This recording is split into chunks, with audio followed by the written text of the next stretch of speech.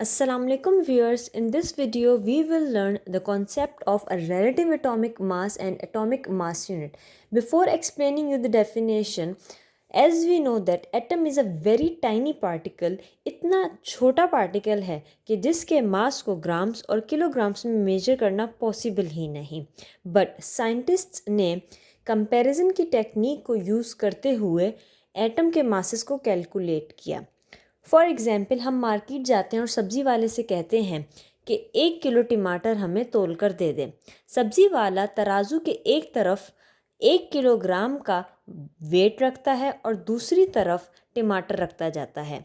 जब तराजू बराबर हो जाता है, when the balance is in equilibrium, now we say that the tomatoes are 1 kg. सो यहाँ पे टमाटर का जो वेट निकाला वो इस 1 किलोग्राम के बाट के साथ रिलेटिव में आया. इट मीन्स कंपैरिजन में आया. सो दिस 1 kg जो नॉन मास है वो हमारा स्टैंडर्ड मास है. सो साइंटिस्ट ने भी इसी टेक्निक को यूज़ करते हुए एटम के मासेस को कैलकुलेट किया. So relative mass, it is basically the ratio in which we compare mass of one atom with the standard unit of atom. As in this example, 1 kilogram is the standard unit of mass. So now the question arises कि इतने सारे elements में से हम किस element को standard माने. So in the starting, hydrogen was used as the standard unit. But hydrogen को as a standard use करने में ये problem आया कि hydrogen naturally गैस में एग्जिस्ट करता है, गैस फॉर्म में होता है, जिसको हैंडल करना बहुत डिफ़िकल्ट रहा. और दूसरा ये कि हाइड्रोजन को यूज़ करने से फ्रैक्शनल वैल्यूज़ आई, जिसको याद करना एक और बड़ा प्रॉब्लम. सो हाइड्रोजन के बाद साइंटिस्ट ने ऑक्सीजन को एज अ स्टैंडर्ड यूज़ किया. बट इसके साथ भी सेम इशू आया कि oxygen also exist in gas form. And the second drawback was using oxygen as a standard was that कि जो नेचुरली अकरिंग ऑक्सीजन है वो मिक्सचर है डिफरेंट मासेस ऑफ एटम्स की. सो बार बार कैलकुलेट करने पे डिफरेंट मासेस आ रहे थे सेम एलिमेंट्स के. So in the last carbon was used as the standard because carbon को जब यूज़ किया स्टैंडर्ड के तौर पे, सो उससे होल नंबर वैल्यूज़ आई. उसका एक फ़ायदा कार्बन को यूज़ करने से ये हुआ कि वो सॉलिड है रूम टेम्परेचर पर, जिसकी हैंडलिंग बहुत ईजी रही. और कार्बन जो है वो नेचर में बहुत ज़्यादा क्वांटिटी में पाया जाता है. वैसे तो कार्बन के 3 आइसोटोप्स हैं, carbon C12, C13 and C14. What are isotopes and what is the difference between C12, C13 and C14, ये हम नेक्स्ट लेक्चर जब हमारा आइसोटोप्स का आएगा तो उसमें डिटेल डिस्कशन करेंगे. So carbon C12 was the more convenient and more dependable standard. So carbon 12 का मास नंबर है 12 as it has 6 protons and 6 neutrons. Now अब देखते हैं कि कार्बन को एज अ स्टैंडर्ड किस तरह यूज़ किया. लेट्स से कि हमारे पास ये कार्बन 12 का एटम है. This is the carbon 12 atom. So we divided this atom into 12 units. हमने इस कार्बन के एक एटम को 12 हिस्सों में डिवाइड किया. सो जो इसका एक हिस्सा है वो कहलाएगा 1/12 the mass of 1 carbon 12 atom. So this 1/12 the mass of carbon atom is known as 1 AMU. इस 12वें हिस्से को हमने नाम दिया 1 AMU का, एटॉमिक मास यूनिट का. और जब हमने एडवांस कैलकुलेशंस के बाद ये मालूम किया कि 1 AMU ग्राम्स में निकलता है 1.66 एक्सपोनेंट -24.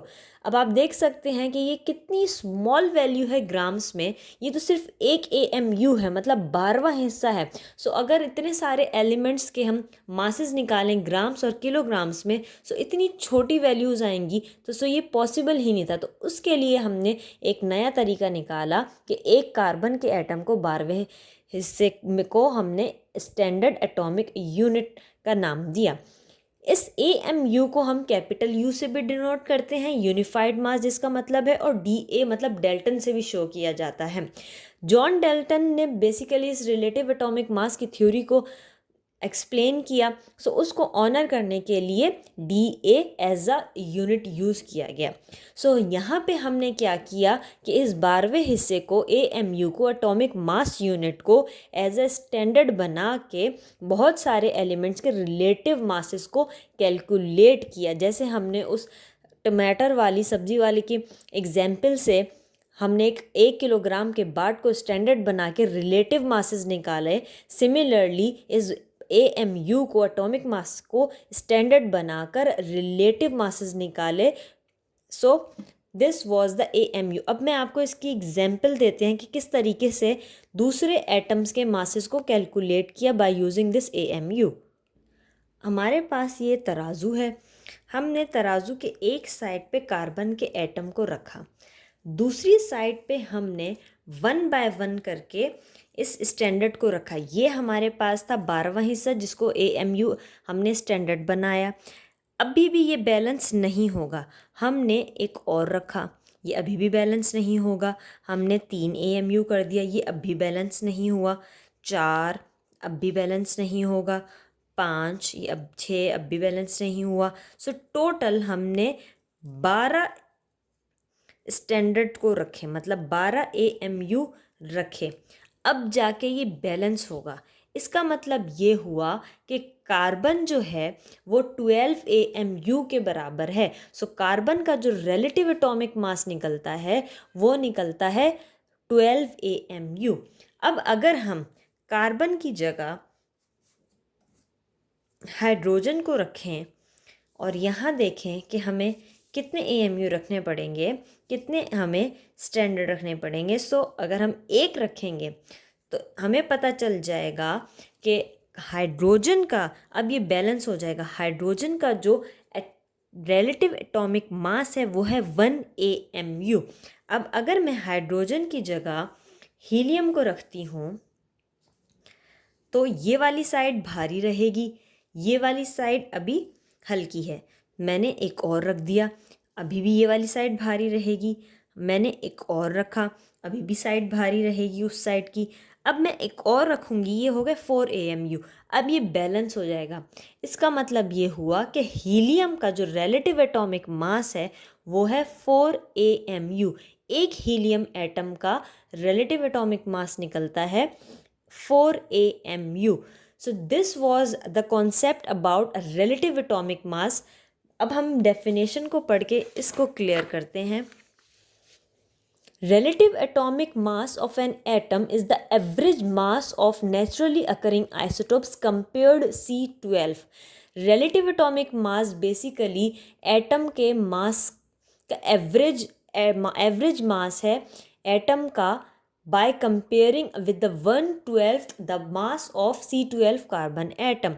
जब हम किसी एटम को कार्बन 12 के 12वें हिस्से के साथ रिलेट करें और हम रिलेटिव एटॉमिक मास निकाल लेते हैं। So this was the total concept about relative atomic mass and atomic mass unit. I hope so आपको ये कॉन्सेप्ट क्लियर हो गया होगा।